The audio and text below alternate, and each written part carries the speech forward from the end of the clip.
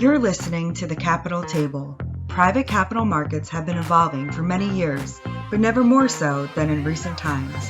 Take a seat at the Capital Table with leading experts discussing insights into the private equity and M&A worlds, and take away the knowledge you need to excel in a rapidly changing marketplace. We know this is one table you'll leave feeling full and satisfied. Hello, everybody. Welcome to this edition of the Capital Table. I'm Steve Brady, market leader for transaction advisory at Witham. Excited for our topic today on key areas of due diligence for technology companies. And pleased to have joining us John Schrump, one of our outstanding transaction advisory team members at Witham, who does a lot of work in this space and shower us with a lot of interesting activities to look at within technology companies. Welcome, John. Yeah, thanks, Steve, and thanks for the glowing introduction there. Just to add on to that background, I'm a manager at Witham's transaction advisory practice, focusing on both buy and sell side due diligence. Previously worked as an auditor for quite a few years across various industries. But now, as Steve mentioned, focusing quite a bit in our technology sector. Yeah, and certainly, John, we've seen the M&A market for technology deals, ebb and flow over the last few years, and certainly without going too deep on the last year, certainly the venture side having dried up for quite a while, leading to some interesting opportunities, but we've certainly seen the sector start to heat up again recently, including some, I'll call them good old-fashioned, buyout type deals. So, what are your thoughts on the market? Yeah, to that point, 2021, early 22 was hot, not just in technology sector, but across the board. So technology was certainly not unique in that regard. I think the main takeaway for me is that slowdown kind of opens up two areas of potential opportunity there. Number one is a lot of companies that were expecting to do deals in late 22 or first half of this year, those didn't get done. So those companies are either looking for money, or you might be a private equity firm or strategic company with money to spend now, and you're out looking for a target. The other opportunity there is the pace is much slower than we were 2 years ago, and that really opens the door for increased due diligence and increased scrutiny on targets. Yeah, that's a great point. So let's dive into that a little bit more. I mean, from your view, what's the most important financial diligence concern for technology companies?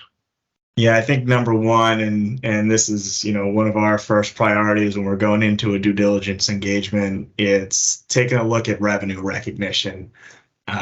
It's an extremely complex issue. I know it was a few years ago now that the new standard ASC 606 was introduced, but that was quite a dramatic change for a lot of companies, and not every company adopted it, especially when we're talking specifically about the technology sector. These are a lot of startup and growing companies. And the main concern there is, you just want cash flow. You want to keep the lights on. You want to keep your employees paid. You're not really thinking about nailing down your revenue recognition standards. So the big deviation we see is the default mode is when you bill a customer, you record your revenue right at that bill date. Now, the example would be if you're a SaaS company and you're offering annual subscriptions, you got a 12-month subscription, you send a bill at the front end of that contract, you're recording your cash, you're recording your AR, and you're taking that revenue right then. Under GAAP, that revenue really should be spread out over the length of the contract. So you take it ratably every month, which is obviously quite a departure from taking it all at once. Yeah, absolutely. And great points there. What are some of the other concerns around revenue recognition that investors, companies doing an acquisition should be aware of? Yeah, like I said, that's usually one of our main areas of diligence and a key area of concern. I think we could likely do an entire episode on revenue recognition alone, and that may be a future episode. But for now, I'd say anyone interested in more information or wants to get more into the weeds of that, they can take a listen to a fellow Witham podcast, Take Me to the Cloud. They did a great recent episode specifically on ASC 606 revenue recognition with a focus on SaaS companies and startups. So a great listen, I'd highly recommend. Yeah, it's a great pointer, and you're right. There's a lot of issues with diligence for technology companies. So, yeah, let's move on from revenue recognition, and what are kind of the next big items that you look at? Yeah, I'll take a half step move on here and kind of cheating because I'm going to talk about deferred revenue next. Obviously, these go hand in hand, and I'm going to piggyback off that last example I gave. When we're talking about, you have an annual subscription and you bill in advance, and I just told everyone that they can't take that revenue all at once under GAAP. The first question is, well, what do I do with that? What do I record on my balance sheet? What do I record in my income statement? That's where deferred revenue comes in. So anything you're billing in advance there and any cash you're collecting on a long-term subscription, that really should go down as a liability on your balance sheet. And this is a kind of a unique concept and, not always intuitive. And the, main wrinkle we run into is a lot of basic or base level accounting ERP systems really aren't built to track deferred revenue.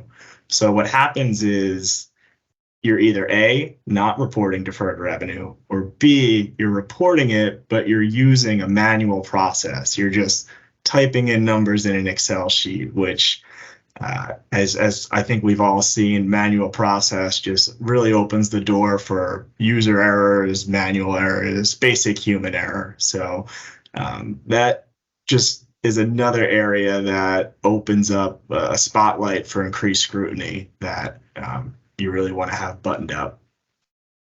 Yeah, and certainly that whole internal processes. We'll probably come back to that in a second, but kind of finishing out the thoughts on ASC 606. Is there any impact on the expense side? Yeah, and that's a great question there. One of the core principles of GAAP is it's the matching principle, right? You want to match your expenses to your revenue recognition. And that's kind of the concept behind the phrase they use are incremental cost incurred in obtaining a customer contract. Now, breaking down that long-winded phrase there, the example I'll use are sales commissions. So when you're going after a new customer or a new contract, you're likely paying a salesperson or someone within your organization a sales commission tied to that contract, a percentage fee or a cut. The simple way, or the simple approach that most companies use is a salesperson earned it, I paid it, so I took the expense. Now, to adhere to that matching principle, the technically correct way to do it under GAAP is you actually capitalize the total amount of that commission and you put it as an asset on your balance sheet. And then you ratably depreciate that over the life of the contract. So in that SaaS model I talked about, you would ratably expense that commission expense over the life of the contract. So pretty complicated stuff. Not a lot of companies are doing that, and that is frequently a point of discovery that happens during diligence. And before we move on for that last point, there's one minor wrinkle I'd feel bad not mentioning here, and there is a practical expedient allowed under GAAP to to help companies deal with these types of expenses and complexities. And that's if the contract is 12 months in length or less, you are allowed to expense that on the date it initially is incurred. So the takeaway I would say there is that reporting policy may actually inform the way that contracts are written or that commission policies are written, so that you don't have to deal with putting up that balance sheet capitalized expense and taking it ratably. So you can take the practical expedient, and as long as that's in line with your contract, there's nothing to worry about. That's a good, helpful hint for our audience. And obviously, if simplicity can be achieved, that's always a good thing, especially for fast-growing technology companies. Maybe just kind of bringing closure to the accounting policy side of things. What are some of the other key accounting policies they need to consider? Yeah, and I'll stick with capitalized expenses here. And the big one we see in the technology sector specifically are capitalized software expenses. Now, just like revenue recognition, this could easily be an entire podcast or multiple podcasts, really. But there's an interesting wrinkle and gap that allows companies to capitalize. And again, that's putting it on your balance sheet, and then you depreciate or amortize that expense over a period of time. You're able to capitalize software development costs. Now, there's very, very, very, very specific rules in play here with a lot of minutia there. But this covers both software developed for internal use, that's your back office, that's your productivity software, as well as software developed for customer use. And this is the software that you're actually selling. And now there's very limited periods in the development phase that you're allowed to capitalize, and there's very limited types of expenses there. So I certainly don't think anybody has the time to go through that entire standard here today.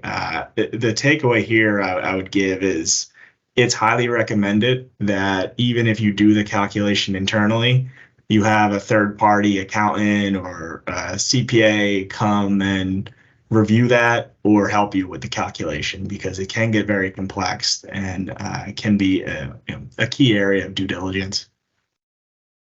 Yeah, that's great. And certainly an important round out to the accounting policies. So, John, a lot of technology, emerging growth companies don't have robust internal accounting teams. Many of them rely on third-party accountants, and there's a lot to consider in this and closing the books and thinking of the due diligence phase. And oftentimes they're just using their tax preparer, and so we've seen it all when it comes to diligence on technology companies. I mean, what are your thoughts in terms of these companies getting prepared for the diligence process? Yeah, and that's a fantastic point, Steve. We always recommend having a third-party accountant or having a strong financial reporting function.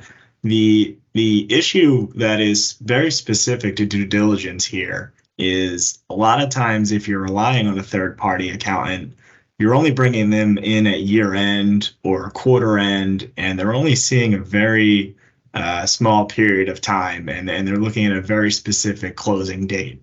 So there may be adjustments or entries or significant policies implemented that are only being done in December at year end when you're bringing that third party accountant in.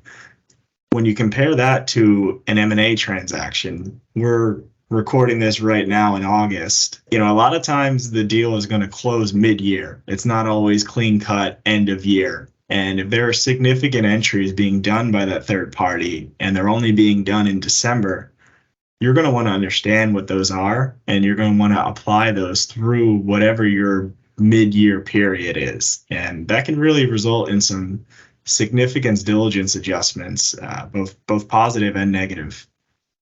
Yeah, absolutely.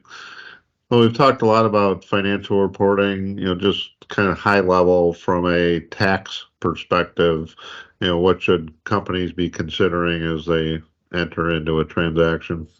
Yeah, and I won't even for a second here pretend to be the tax expert, but I will say, from my perspective, what we see a lot of in tech deals specifically, it's a lack of understanding around sales taxes and nexus.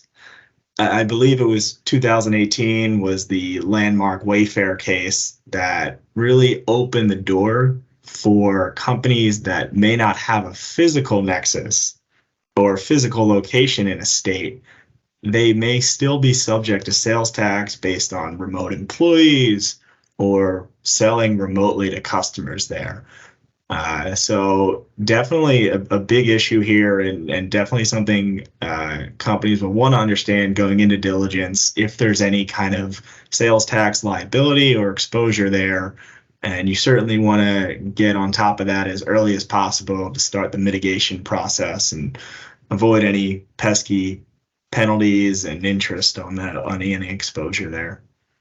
Yeah, and any potential issues in trying to get a deal closed. So, to our listeners, it's a great point, John, that, especially those without the internal resources to be on top of issues like this, get the advisors you need, because it can really derail a deal.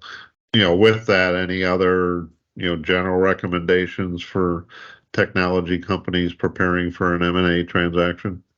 Yeah, I mean, I think we covered a wide range of topics today, and I hope I didn't scare anyone away with the depth of those. But overall point is it's important to invest in time and effort into your financial reporting function, whether that's an internal team or utilizing a third party to help.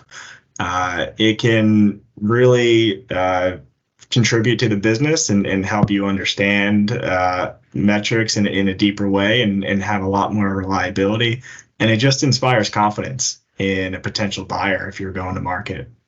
Yeah, absolutely. We've focused this issue, John, on the accounting tax issues in diligence for a technology company. There's certainly other, I'll call it, more business issues to consider. We'll bring this to a close and hopefully discuss those business issues on a future episode. But, for those out there, again, a lot of great advice from someone like John who understands this stuff incredibly well. And certainly, to put it in perspective, if you're thinking of a transaction and you're on that side of it, whoever the buyer is going to view it from this direction because they have to. So, any closing thoughts, John? But I think it's been a great discussion on these issues.